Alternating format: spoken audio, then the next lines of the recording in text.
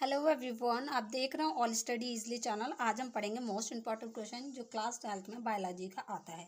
तो क्वेश्चन है, देखिए, अंडजनन क्या है? अंडजनन की संक्षिप्त व्याख्या करो। तो देखिए, आपको समझना है, रटना नहीं है। देखिए, सबसे पहले हम समझेंगे अंडजनन। ठीक है, एक ऐसी प्रक्रिया है, अंडाशय के अंदर अंडाणु का निर्माण होता है।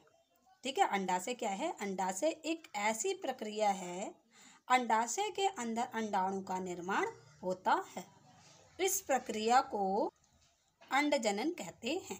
समझ में आया? अंडजनन क्या है? देखिए, अंडजनन एक ऐसी प्रक्रिया है, अंडाशय के अंदर अंडाणु का निर्माण होता है। किसके अंदर? अंडाशय के अंदर किसका निर्माण होता है? अंडाणु का। तो इस प्रक्रिया को क्या कहते हैं? अंडजनन कहते हैं। ठीक है, इतना क्लियर है। अब आगे देखिए, इसमें आती हैं, अब चरण आते हैं। ठीक है, पहला चरण है हमारा इसमें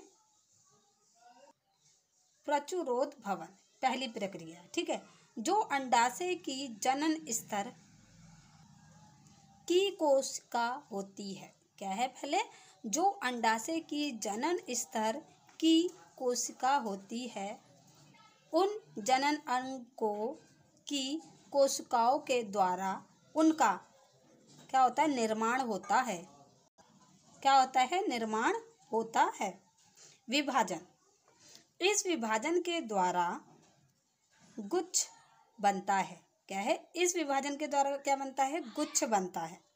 इसे हम कोशिका गुच्छ यानी कि पुट्टिका का निर्माण होता है। इसी कोशिका में क्या होता है? गुच्छ पुट्टिका का निर्माण होता है। अब देखिए क्या होता है, जो कोशिका गुच्छ है, ठीक है, यानी कि पुट्टिका, जो कोशिका गुच्छ है, पुट्टिका है, वो वृद्धि करके oogoनियम का निर्माण कर लेती है। उसका क्या कर लेती है? वो oogoनियम का निर्माण कर लेती है, वृद्धि करके। अब आगे देखिए क्या होता है, दूसरे चरण में वृद्धि प्रवस्था आती है। ठीक है, अब तो देखिए इसमें क्या होता है, oogoनियम के अंदर धीरे धीरे वृद्धि होने लगती है। क्या होता है? oogoनियम के अंदर धीरे धीरे वृद्धि होने लगती है। इस वृद्धि की वजह से यह आकार में बढ़ जाता है। ये क्या होता है? आकार में बढ़ जाता है oogoनियम।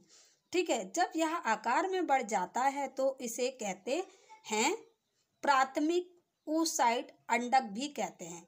जब यह क्या है, धीरे धीरे आकार में बढ़ जाता है तो इसे क्या कहते हैं? प्राथमिक oocyte यानी कि अंडक भी कहते हैं। अब देखिए इसमें तीसरा चरण क्या होता है, परिपक्वन प्रवस्था।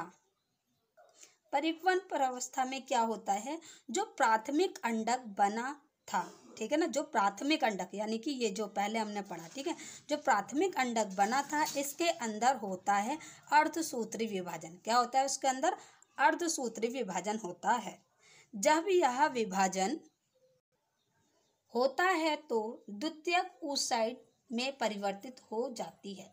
ठीक है, जब प्राथमिक अंडक के अंदर अर्धसूत्री विभाजन होता है तो उसमें क्या, द्वितीयक oocyte में परिवर्तित हो जाती है। वो क्या हो जाता है? द्वितीयक oocyte में परिवर्तित हो जाता है। और इसके साथ ध्रुविकाएँ भी बनते हैं। इसके साथ क्या बनते हैं? ध्रुविकाएँ भी बनते हैं। फिर आगे देखिए, जब द्वितीयक oocyte में और ध्रुवीय oocyte में फिर क्या होता है? फिर द्वितीयक विभाजन होता है। तो देखिए, ये जो द्वितीयक oocyte है ना, तो इसमें क्या है? द्वितीयक अंडक बनता है। ठीक है, और फिर उसमें क्या होता है? अर्धसूत्री विभाजन दोबारा से होता है। ठीक है, फिर उसमें अर्धसूत्री में क्या बनता है? अंडाणु बनता है और ध्रुवीय कोशिकाएं बनती हैं। ठीक है बच्चों, तो ये था आपका अंडजनन क्या है। अंडजनन को संक्षिप्त में समझाना। आप इस तरीके से पेपर में लिख के आएंगे तो आपको फुल मार्क्स मिलेंगे। आई होप मेरी वीडियो हेल्पफुल रही होगी। अगर हेल्पफुल रही तो प्लीज़ चैनल को सब्सक्राइब करें और बेल आइकन जरूर दबाएं। Thank you. अब हम नेक्स्ट वीडियो में मिलेंगे।